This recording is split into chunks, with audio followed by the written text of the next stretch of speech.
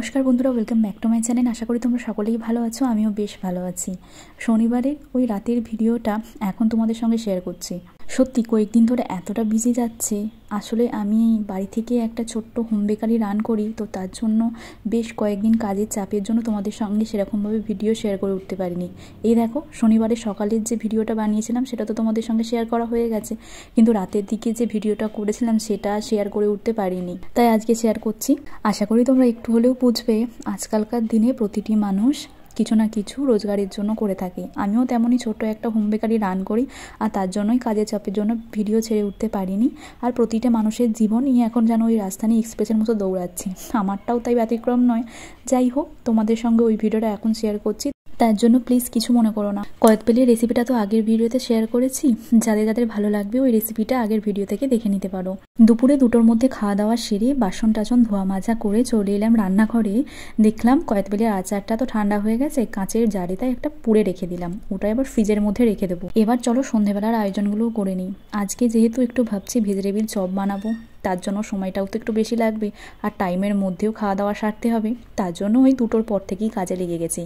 প্রথমে যেটা করলাম, ভেজিটেবিল চপের জন্য ওই ব্যাটারটা, কর্নফ্লাওয়ারের ব্যাটারটা বানিয়ে রেখে দিয়েছি। 3 চামচ কর্নফ্লাওয়ার আর 1 চামচ ময়দা, অল্প একটু লবণ, পরিমাণ মতো জল আর কাশ্মীরি লাল লঙ্কার গুঁড়ো মিশিয়ে ব্যাটারটা আগে থেকেই করে রেখে দিলাম, যাতে পরে গিয়ে বেশি তাড়াহুড়ো না করতে হয়। আর ভেজিটেবিল চপের মধ্যে একটু বাদাম দেবো, সেটাও সামান্য লবণ দিয়ে বাদামটাকে ভেজে রেখে দিয়েছি। 4টে মতো আলু দিয়েছি, 3টে আলু ভেজিটেবিল চপে দেবো, সেটাই এখন প্রেশার কুকারে সিটি হতে দিয়েছি। আর একটা আলু ছোট ছোট করে কুচিয়ে নিয়েছি, সেটাই ঘুগনির মধ্যে দেবো।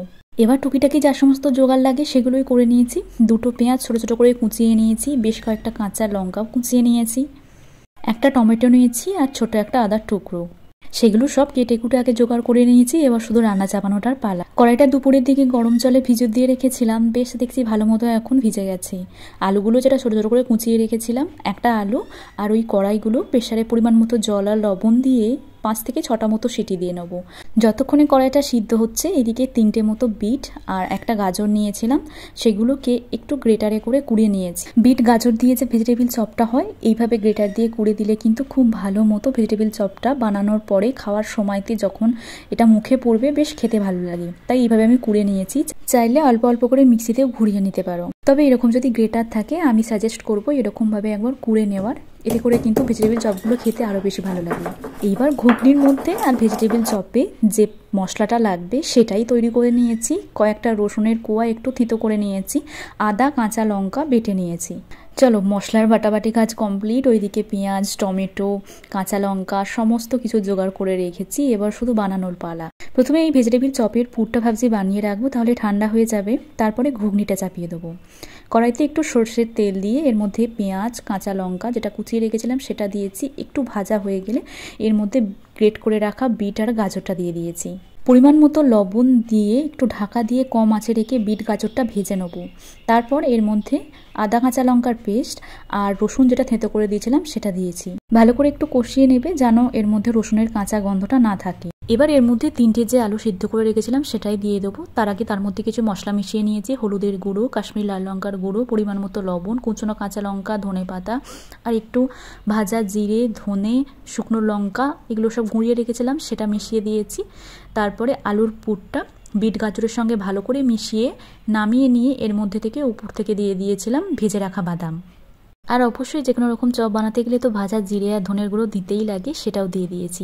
চাইলে একটু আমচুর পাউডারও দেওয়া যেতে পারতো, তবে আমার কাছে ছিল না বলে সেটা আর দিইনি। এই পুরটা এত সুন্দর খেতে হচ্ছে না, শুধুমাত্র রুটি দিয়ে বা যে কোনো রকম গরম ভাতে খেতেও কিন্তু এই পুরটা বেশ ভালো লাগে। এবার ঘুগনিটাও চাপিয়ে দিয়েছি। তবে হ্যাঁ, অবশ্যই এই পুরটার মধ্যে শীতকালে ধনেপাতা দিতে যেন ভুলো না, এটাই তো আসল শীতকালের রহস্য। যে কোনো জিনিসে একটু পড়লে তার স্বাদ আরও দ্বিগুণ হয়ে যায়। কথা বলতে বলতে দেখো আমার ঘুগনিটাও তৈরি হয়ে গেল। তোমাদের সঙ্গে এই রেসিপিটার কি শেয়ার করবো, অনেকবার আমার ভিডিওতে শেয়ার করেওছি। চলো তবে আর একবার বলেই দিই আমি যেভাবে ঘুগনিটা বানাই।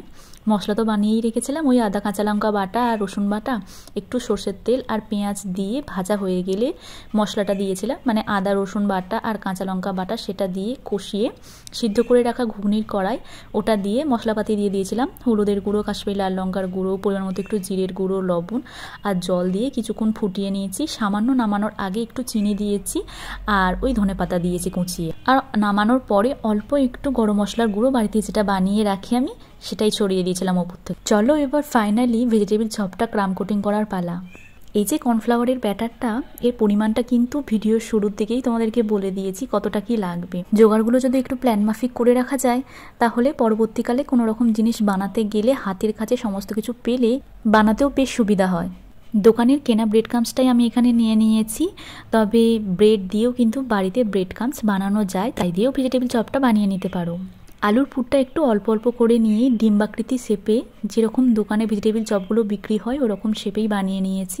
প্রথমে এটা কর্নফ্লাওয়ারের ব্যাটারে ডুবিয়ে তারপরে ব্রেড ক্রাম্সে কোটিং করে নিয়েছি, তারপরে আবারও একবার কর্নফ্লাওয়ারের ব্যাটারে ডুবিয়ে ব্রেড ক্রাম্স দিয়ে কোটিং করে নিয়েছি। আমি ডবল কোটিং করেছি, তবে কেউ যদি চাও সিঙ্গেল কোটিং করেও বানাতে পারো।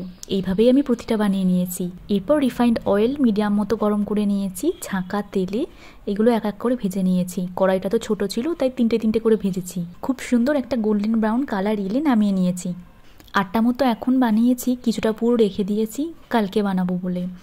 আসলে আমাদের সন্ধ্যেবেলার স্ন্যাক্স আর রাতের ডিনার একই টাইমে হয় তো, তাই আর বেশি বানালাম না, ওই 4টে করে দুজনের জন্য যথেষ্ট। একবারে রুটিটাও বানিয়ে নিয়েছি, রাতের ডিনার আর স্ন্যাক্স একসঙ্গে দুটোই কমপ্লিট হয়ে যাবে।